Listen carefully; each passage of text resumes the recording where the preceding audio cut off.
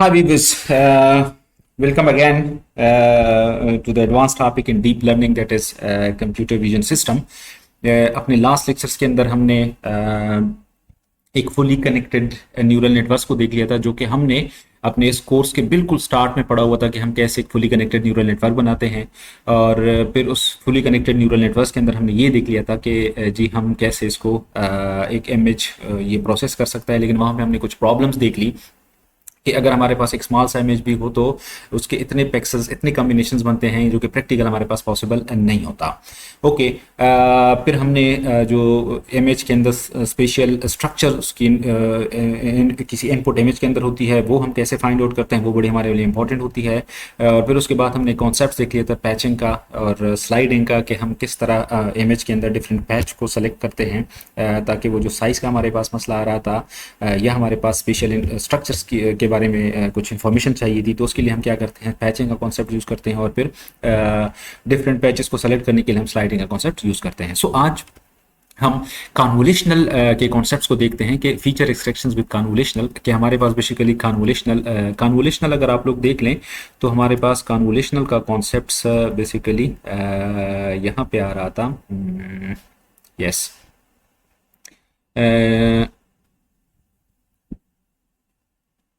ये हमारे पास बेसिकली कन्वोल्यूशनल का कॉन्सेप्ट है। We can build the patch and then so feature extractions with convolutionals and examples. अब हम एक एग्जांपल्स देखना चाहते हैं ताकि हम कन्वोल्यूशनल्स का जो ऑपरेशंस, कन्वोल्यूशनल्स के थ्रू हम फीचर कैसे एक्सट्रैक्ट कर सकते हैं। But keep in mind this will be high operations, high level operations of convolutional. Okay, so ये अगर आप लोग देख लें तो हमारे पास एक इमेज है, उसी तरह ये हमारे पास हमारा एक पैच है, फिल्टर ऑफ साइज 4x4। इस पैच को हम इसके बाद फिल्टर का नाम देंगे पैच, जस्ट समझाने के लिए, ताकि हम इमेज के अंदर एक पैच सेलेक्ट करते हैं, लेकिन इसके बाद हम इसको कहेंगे 4x4 का हमारे पास एक फिल्टर है।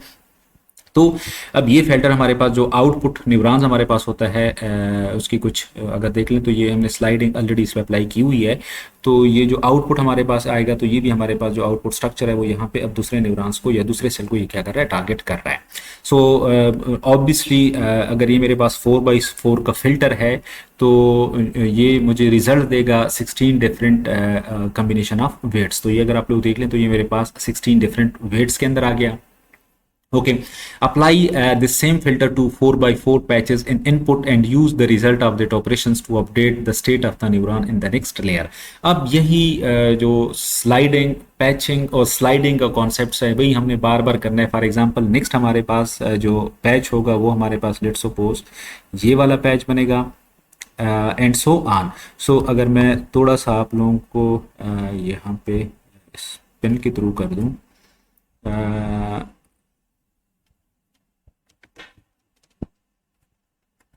ओके, अगर यहाँ पे लेट्स सपोज पेन के थ्रू अब जो नेक्स्ट हमारे पास पैच बनेगा वो नेक्स्ट पैच मेरे पास कुछ इस तरह का बनेगा।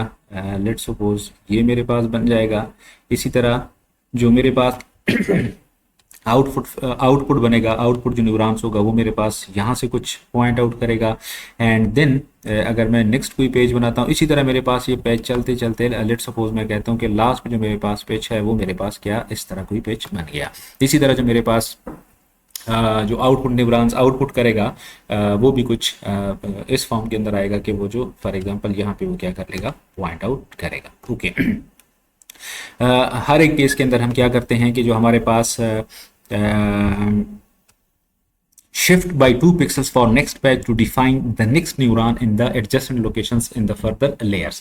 हम जब नेक्स्ट लेयर की तरफ मूव करते हैं तो हमने क्या करना होगा, शिफ्ट बाय 2 पिक्सल्स। ये हर दफा हम क्या करते हैं, दो पिक्सल्स शिफ्ट करते हैं फॉर नेक्स्ट पैच, जो नेक्स्ट हमारे पास पैच आएगा to define the next neuron, ताकि हमारे पास जो दूसरा न्यूरॉन आ रहा है यहाँ पे फॉर एग्जांपल ये हमारे पास neurons in the adjacent locations in the future layer. अब हमारे पास जो फ्यूचर लेयर के अंदर होगा वो हमारे पास फॉर एग्जांपल ये हमारे पास वो न्यूरॉन होगा। Okay, so this patching and sliding is actually mathematical operation known as convolutions। so sliding और patching ये basically mathematical operations है जिसको हम convolutions कहते हैं। concept of convolutional at high level, this is basically high level concepts of convolutions। now how to extract features, feature extractions in convolutions, a case study. Now here in this example, in this part, we have to study a case study. That's how convolutionals allow us to learn these features pattern in the data, which is our ultimate goal. So our ultimate goal, what will be the ultimate goal? That's how to perform convolutional network या convolutional operations to allows us to learn these features patterns in the data. So for that purpose, designing a convolutional algorithm to detect or classify x is x in a black and white image. So ये हमारे पास एक image है, इसको अगर आप लोग देख लें तो मेरे पास एक ब्लैक एंड व्हाइट इमेज है, और ये मेरे पास जो अगर व्हाइट लुक आप देख लें इसमें एक्स का बेसिकली एक इमेज है या एक्स सिंबल है, और इस एक्स सिंबल्स को हमने क्या करना है, डिटेक्ट करना है, क्लासिफाई करना है। सिमिलरली अगर आप लोग देख लें तो ये भी मेरे पास एक ब्लैक एंड व्हाइट इमेज है, इसके अंदर भी आप लोग देख लें एक्स ही है, इस एक्स को हमने क्या करना है, बेसिकली डिटेक्ट करना है या क्लासिफाई करना है, एंड सो ऑन। अच्छा, सो ये दोनों इस इमेजेस का मतलब ये नहीं है कि हम दोनों इमेजेस को सॉरी कंपेयर कर रहे हैं, बल्कि इसका मतलब ये है कि बाज़ औक़ात हमारे पास जो एक सिंबल है वो इस तरह भी हो सकता है, और बाज़ औक़ात हमारे पास थोड़ा सा रोटेट होके स्लाइटली चेंज होके हमारे पास जो एक सिंबल है वो इस तरह भी हो सकता है। सो एक्स फॉर्म हमारे पास, एक्स जो सिंबल है वो हमारे पास डिफरेंट फॉर्म के अंदर हो सकता है। सो अब हमने ये देखना है कि कन्वोल्यूशनल एल्गोरिथम कैसे इस एक्स को डिटेक्ट करेगा। Okay, so image is represented as matrix of pixels value, and computers are literal, so we want to be able to classify an x as an x even it is shifted, shrunk or rotated or deformed, etc. Okay, so obviously no grayscale image, black and white, -1 represent for white and +1 represent for -1 black को represent कर रहा है, और जो +1 है वो represent कर रहा है for white. Okay, so detect x in both of these image slightly rotated, slightly दोनों इमेज देख लें रोटेटेड है, लेकिन इसके बावजूद भी हमने क्या करना है, x को हमने डिटेक्ट करना है। so cleverly we have to detect those features that defines in x. कैसे हमने करना है, हमने ऑब्वियसली अब ये कंप्लीट इमेज, फॉर एग्जांपल मुझे अब ये इस जगह को डिटेक्ट करने की जरूरत नहीं है, मैं क्या करूंगा, सिंपली इस इमेज के अंदर वो फीचर डिटेक्ट करूंगा जो कि मुझे एक्स डिफाइन करके दे। वो फीचर अगर मैं देख लूं तो मेरे पास ये जो व्हाइट सेल्स हैं या जो व्हाइट पिक्सेल्स हैं, इनको अगर मैं किसी तरह कोई वे मेथड मेरे पास आ जाए कि मैं इनको डिटेक्ट कर सकूं, तो मैं इजीली क्या कर सकता हूं, एक्स को डिफाइन कर सकता हूं, एक्स को डिटेक्ट कर सकता हूं। So cleverly we have to detect those feature that define an X. So let's see how to use convolutional to do that. अब हम convolutional algorithms को देखते हैं कि वो कैसे इस इमेज के अंदर उन फीचर्स को सिर्फ एक्सट्रैक्ट करेगा जो कि एक्स सिंबल के अंदर है। फॉर एग्जांपल एक सिंबल्स के अंदर अगर आप लोग देख लें तो एक सिंबल्स के अंदर हमारे पास कुछ फीचर्स हैं जो कि क्या है वो हम अभी डिस्कस कर लेते हैं। Okay, so identifying features of x using convolutional. अगर आप लोग इस इमेज को देख लें, भाई मेरे पास यही इमेज मैंने यहाँ पे इस फॉर्म के अंदर थोड़ा सा रिप्रेजेंट किया हुआ है, तो यहाँ पे अगर आप लोग एक चीज देख लें तो कुछ जो मेरे पास मैनी बैचेस आ रहे हैं, ये इसको मैं कहता हूं मैनी बैच। अब ये मैनी बैच देख लें, this is exactly similar to this batch. Similarly अगर ये जो आर्म्स हैं या जो कॉर्नर बैचेस हैं, they are exactly similar to each other. So what does it mean कि मैं अगर किसी इमेज के अंदर ये जो फीचर्स हैं ये किसी तरह मैं आइडेंटिफाई कर लूं, तो ये फीचर बेसिकली मुझे क्या चीज डिफाइन करके दे रहा है, एक्स का सिंबल मुझे डिफाइन करके दे रहा है। सो अगर मुझे इन फीचर्स का एक दफा एक इमेज के अंदर पता चल जाए तो मैं इस इमेज पे इसको इजीली अप्लाई कर सकता हूं कि अगर इस इमेज में भी मुझे वही फीचर मिल गए तो मैं ये भी कह सकता हूं कि ये सिंबल भी एक्स का है और ये सिंबल भी क्या है, एक्स का है। So we need our model to compare images of this X piece by piece और पैच बाय पैच। हम क्या व्हाट वी नीड, हम क्या करना चाहते हैं कि हमारा जो मॉडल है वो इस एक्स, ये भी एक्स है और ये भी एक्स है, इन दोनों एक्स के इमेज को कंपेयर करता जाए पीस बाय पीस और पैच बाय पैच। ये जो डिफरेंट पीस आप लोग देख लें, ये भी एक पीस है, सिमिलरली ये भी एक पीस है, सेंटर में भी एक पीस है, ये भी एक पीस है, and so on, piece by piece और patch by patch. And the important patch that we look for, जो इंपॉर्टेंट पैच है उसको हम अगर हम देख लें, look for are exactly those features that will define our X. For example ये जो आपके पास क्रॉसिंग है, ये आपके पास क्या है, मेन फीचर्स है जो कि क्या कर रहा है, एक्स को डिफाइन कर रहा है।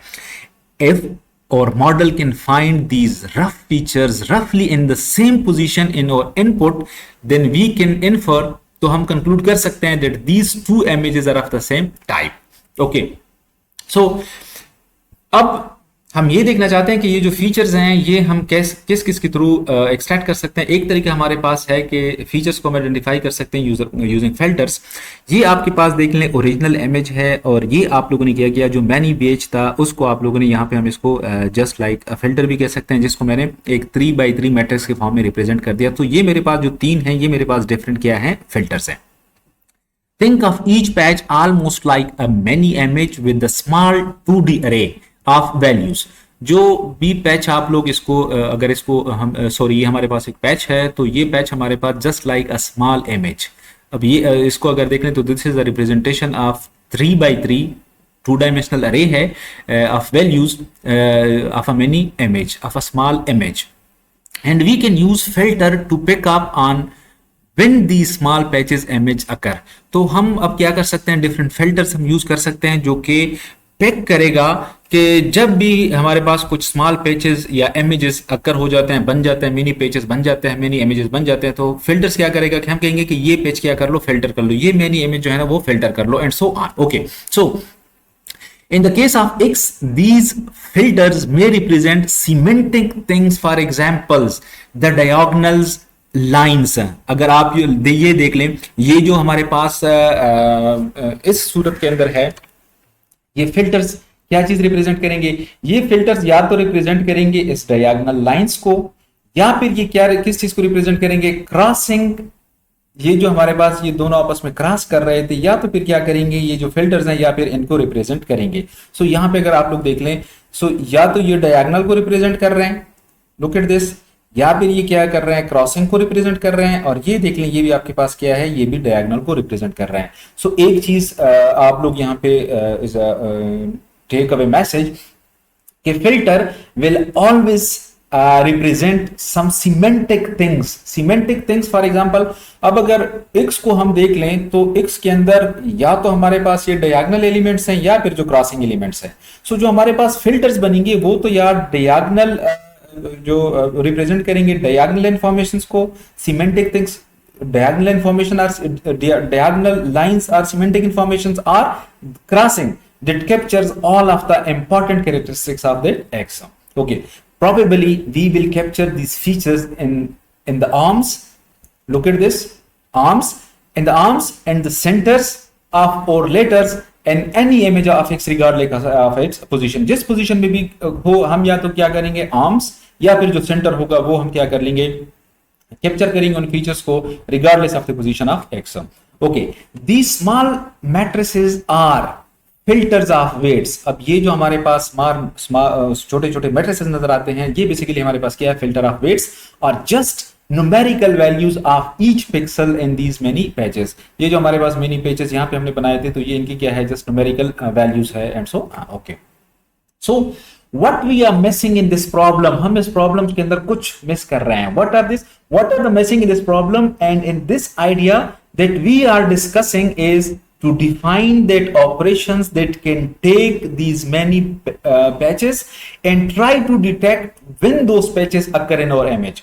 so हम क्या चीज मिस कर रहे हैं कि हम किस तरह डिफाइन कर लें that operations that can tag these many patches, कि वो किस तरह इन many packages को पैकअप कर ले and try to detect when those patches occur in this image। again the notion of convolutional will solve this problem।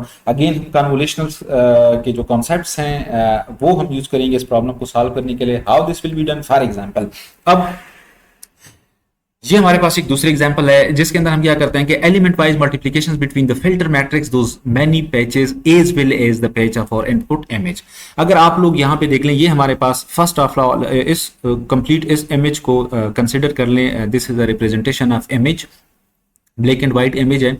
इसके अंदर ये मेरे पास एक मैनी इमेज है या मैनी पैच है, और ये भी मेरे पास क्या है, फिल्टर है या मैनी पैच है। So what does it mean, element wise multiplication between the filter matrix, ये मेरे पास फिल्टर मैट्रिक्स है, filter matrix those many patch as well as the patch of our input image. अब input image के अंदर हमारे पास कौन सा पैच है, ये हमारे पास क्या है, पैच है। सो हम एलिमेंट बाय एलिमेंट मल्टीप्लिकेशंस करेंगे और देखेंगे कि रिजल्ट हमारे पास क्या आ रहा है और उसके अंदर क्या वैल्यूज हमारे पास आ रही है। Okay, so convolutional preserve all of that spatial information in our input by learning image features in those smaller squares of regions that preserve our input data।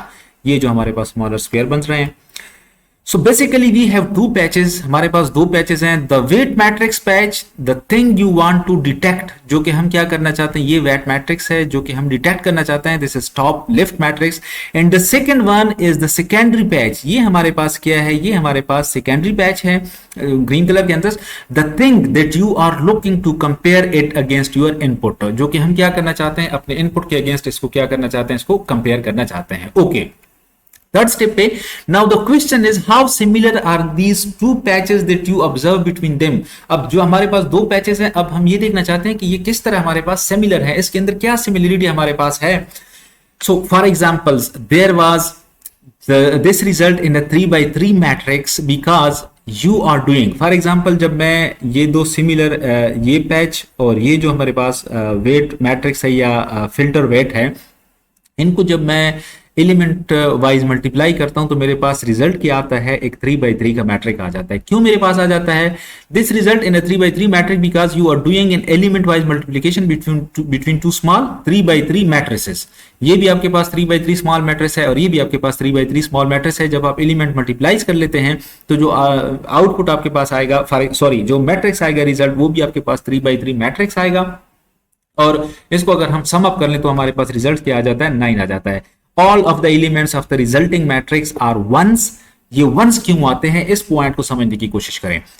All of the elements of the resulting matrix are one, right? Because in every location in the filter, अगर filter के अंदर आप लोग देख लें तो जो diagonal lines है, every locations in the filter and every location in the image patch, और जो इमेज पैच के अंदर हर एक लोकेशन है, वी आर परफेक्टली मैचिंग, हम क्या कर रहे हैं, परफेक्टली उसको क्या कर रहे हैं, मैच कर रहे हैं।